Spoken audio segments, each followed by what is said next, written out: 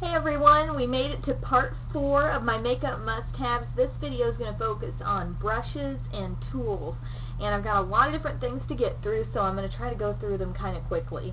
The first brush I think everybody needs to have is a fluffy powder brush. This one has tapered bristles, meaning shorter on the sides and longer up in the middle.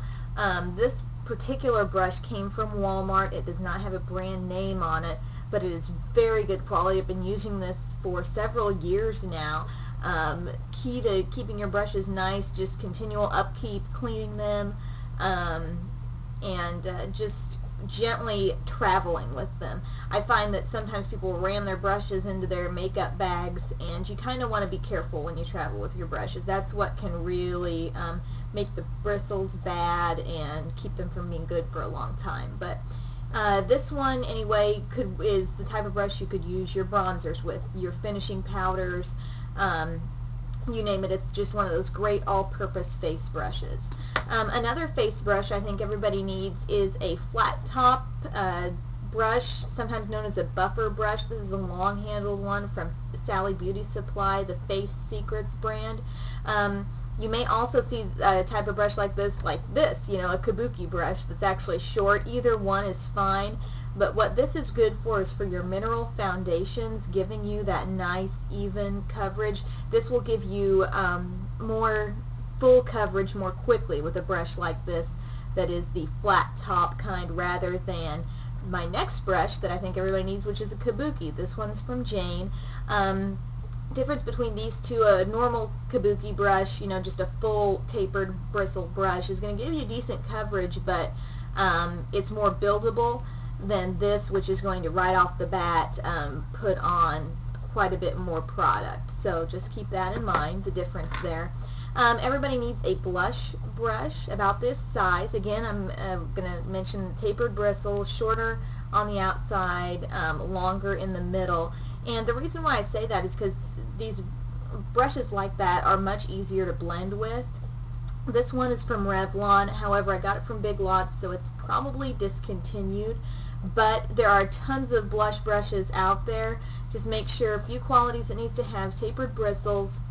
It should cover, when you press it on your cheek, like the entire apple of your cheek, because, I mean, that's the kind of coverage you want with a brush like this. You want it to be able to give you, if it's big enough like that, give you coverage that's not too cakey. You want fairly sheer coverage with most blushes. You can also use this for a bronzer, for a contour, you name it, but like I said, the tapered bristles and about this size is good. Other face brush things you need to have are a couple of different concealer brushes. This one is another, again, just came from Walmart. I reserved this for powder products. It's nice to set those oil-based eyeliners that you're using, those creamy pencils that you might use under your eye. Set it with a little finishing powder, and that won't run as much. That's what I reserved this one for. And then I have another one from CVS. It's the Essence of Beauty brand. And this concealer brush, if I don't decide to use my finger, which I often do, but sometimes, you know, it's nice to have that brush that can get in those little areas. And this one is from CVS, and you can see about the size that it is. It's pretty good size concealer brush, great for around the eye area. Alright, moving on to eye brushes. First one, you need an eyeshadow brush, just your typical brush. This one is from e.l.f. Extremely dense bristles, holds a lot of product in there. A lot of people love this brush for just packing on the shadow right there on your eyelid. Now you also need a brush similar to that, only with, oops, I wanted to compare this to the e.l.f. one. This one is from Mary Kay. This is an eyeshadow brush as well, but it's got more flexible bristles. You'll find this kind of brush a lot of places. It's got this nice kind of dome, and that's good for applying your highlighter all over here, because you don't necessarily want as dense of an application as you have with the e.l.f. one. So see what I mean? e.l.f. for on your eyelid, very densely packed bristles, not as flexible. This one maybe a little bit longer bristles, fuller, and will put more sheer coverage on the brow bone area. Now you also need some contour brushes. I recommend two different sizes. This is a very small one that is the Essence of Beauty brand from CVS, and it's great for getting right in the crease and sort of defining that outer V area. And that comes in a 2-pack as well. It comes with one that's just slightly bigger. It's like this is the big brother and this is the little brother. And this one is slightly bigger. I don't really find as many uses for this because I either use small or I use quite a bit bigger. And this is my Mary Kay Eye Contour Crease Brush. And this comes in a wonderful brush set from Mary Kay. Love the Mary Kay brushes. And this is good for just blending out those harsh lines that you sometimes get as you are blending in the outer third of your eye. That's very good for that. These two work great together. I usually don't go anywhere where I know I'm taking my whole makeup kit with me. These are two brushes that I don't want to not have. And lastly, I think you all need an eyeliner brush. This angled one is again from the Mary Kay brush set. I love their brushes, especially their eye brushes. I've used like every last one of them. And this one is just very, very precise, has a nice straight edge to it, very thin, yet the bristles are stiff. You can't really push them over. Great for using a coordinating powder liner to set your cream or pencil liners under your eye. Gosh, there's a million and one uses. You could use this with a liquid. You could use this just to solely put on your liner because it's so dense. It can really give you great coverage with any sort of powder that you want to use as a powder liner.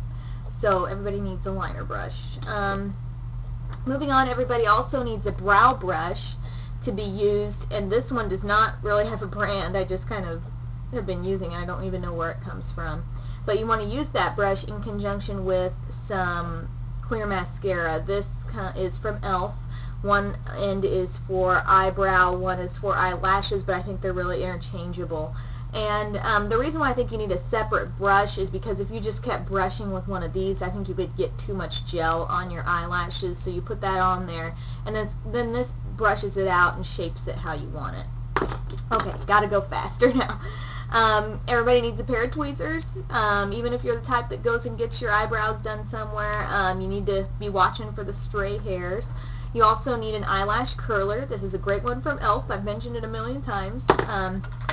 It's good to have some applicators, just regular old eyeshadow applicators that you can use to blend, and they're very easy to travel with, and some people are a lot more comfortable using these than they are with brushes. So if you haven't quite worked your way into brushes, these can still be great, especially for packing on color on your eyelid. Everybody needs a little bitty pair of scissors. This is actually may have come with some kind of nail set I had, but it's great for trimming false eyelashes and just, you name it. I just always am reaching for this little pair of scissors that I have. Don't know exactly where they came from, but you can find them most anywhere, any drugstore. Eyelashes. If you have not tried false eyelashes, try the half lashes that will fit on the outer half of your eye. They give you a nice cat eye effect. They're very easy to apply, easier than individuals and the long strips. They just apply so easily. I recommend the Duo waterproof dark tone glue because it's not like the white kind that you have to wait to dry. It immediately fits right in with your eye look, I think. And just a few other things to have on hand with you on your makeup desk or your makeup counter, whatever it may be. I think everybody needs some eye makeup remover. This is just a generic kind from Target. You need to have some Q-tips. Million and one uses for Q-tips. Can be great for dipping it in your eye makeup remover, removing any excess smudges you have. Cotton balls, great for toner. And of course, makeup sponges help blend out your foundation. That's all I have for my makeup must-haves. Thank you so much for watching, and have a great day.